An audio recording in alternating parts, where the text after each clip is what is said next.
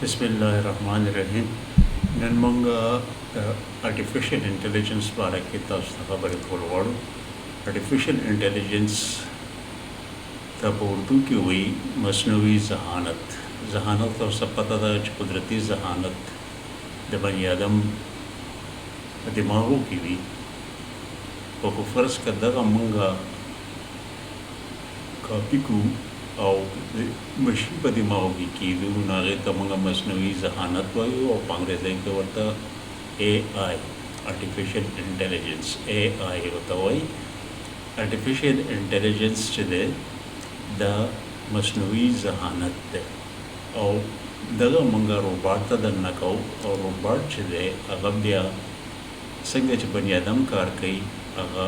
په شان روباټ زمونږ د دماغو نه چلی زده کوي څنګه چې ورته مونږ بولي او هغه بیا بغیر د تپوس نه خپل کار د بني آدم په شان کوي. دغې ته مونږ وایو څه شی artificial intelligence AI. دا د بني آدم دماغو نه مونږ مشین طرف ته د خپل دماغ بوسو او چې څنګه زموږ دماغ کار کوي دغه شان هغه مونږ دې ته چپ ښیو چې دغه شان کار ته کوه نو دې ته مونږ وایو مصنوعي ذهانت. مصنوعي ذهانت مطلب artificial intelligence. artificial intelligence چې دی دا ډېر پخوانی راغلی خو اوس د دې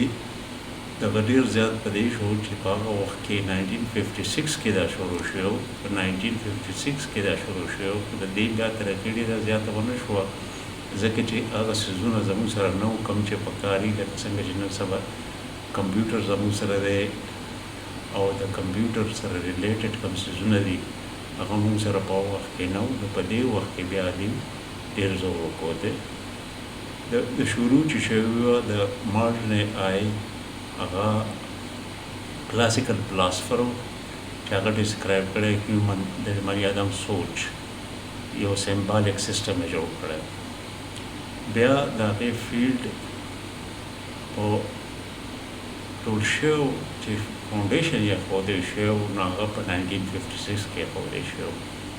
او دا کانفرنس ایټ ډارتموث کالج شوی ان هانوور نیو هیمپشایر چې کوم ځای کې موږ آرټیفیشل انټیلیجنس دغه بنیاد کې ښودی شو او آرټیفیشل انټیلیجنس بیا ورو ورو ترقي کوله کوم وخت چې کمپیوټر ډیولپ شو او ورسره میموري زیاته شوه او د کمپیوټر طاقت زیات شو. دغې ته موږ آرټیفیشل انټیلیجنس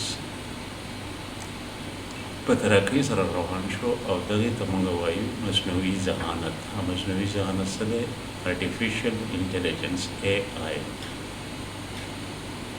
اوس آرټیفیشل انټیلیجنس څه شی دی؟ چې موږ خپل دماغ چې څنګه زموږ د بني آدم دماغ کار کوي او هغه شان دماغ موږ مشین له جوړ کړو چې زموږ په شان سوچ شروع کړي او زموږ په شان ریشنل تھنکینګ چې هغه سوچ د بني آدم په شان کولی شي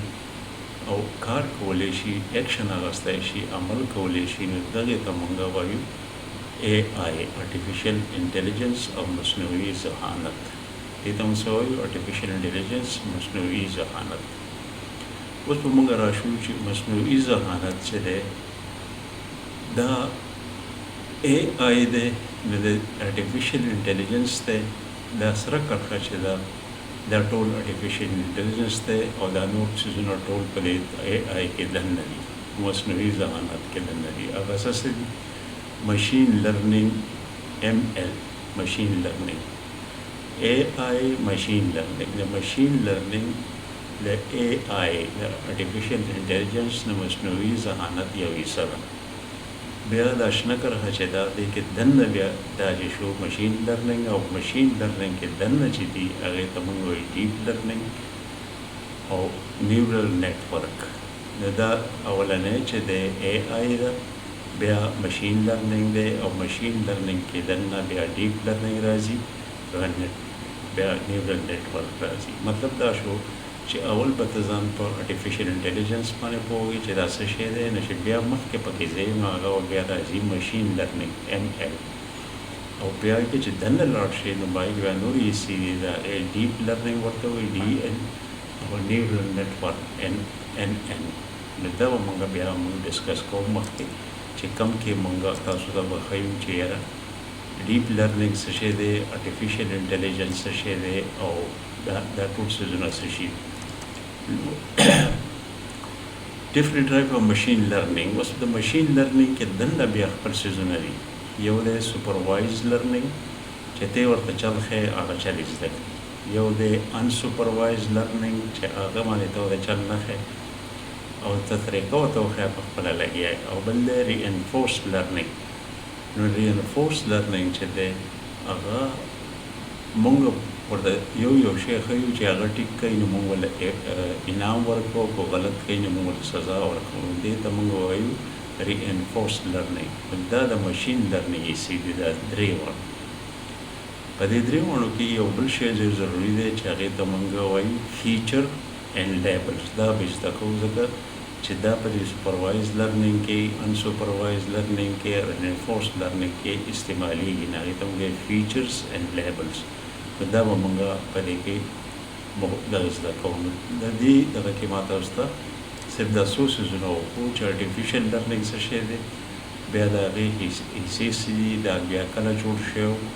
او د دې مخکې نور څه څیزونه دي چې هغه مونږ به پې کار کوو هغه تاسو ته ما درته وښوو چې هغه دی دغه مشین لرنینګ او بیا تاسو ته ما ووایي ډیپ لرنینګ او نیورال نیټورک او دا په دې کې دننه دي که دا بیا درته بیا وښیم چې کوم کې ما تاسو ته ووایي چې دې کې څه دي آرټیفیشل انټلیجنس کې دی اے آئی کې دننه څه دی مشین لرنینګ او مشین لرنینګ کې دننه بیا دی ډیپ لرنینګ او نیچرل نیټورک نیورال نیټورک دا ان دا بیا مونږ کوو او د دې مشین لرنینګ کې بیا دننه څه دي هغه دی مشین لرنینګ کې بیا دننه دي چې کوم به مونږ ډسکس کوو هغه دي سپروایز لرنینګ unsupervised learning, reinforced learning او features او labels دا به مونږ زده کوو نو دې ته مونږ وایو مشین لرنینګ او دا مونږ دغه کوو د اے آی باره کې مونږ تاسو ته دا خبرې وکړې د دې نه مخکې بیا مونږ ځو او د دې نه بیا مخکې مونږ نور څیزونه شروع کوو